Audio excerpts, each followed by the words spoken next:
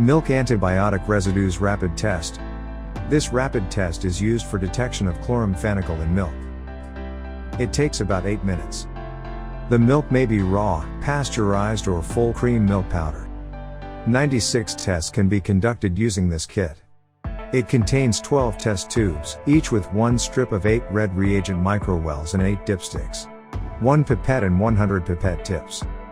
To conduct the test you need 1 incubator capable of maintaining a temperature at 40 degrees Celsius. Connect the incubator and wait until the temperature has stabilized at 40 degrees Celsius. Step 1. Take required number of microwells and dipsticks from test tube. Step 2. Pipette 200 microliters milk sample into the reagent microwell and mix well by pipetting up and down 5 to 10 times. Step 3. Incubate 3 minutes at 40 degrees Celsius. Step 4. Insert the dipstick into the microwell after first incubation. Incubate another 5 minutes at 40 degrees Celsius.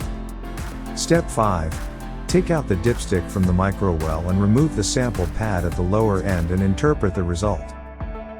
Compare the color intensity of test line or T line and control line or C line and interpret the test based on chart.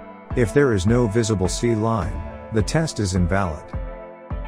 If T is more than C, the test is negative, the sample contains no antibiotics.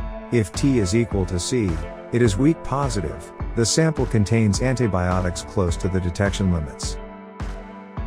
If T is less than C or no T, it is positive, the milk sample contains antibiotics.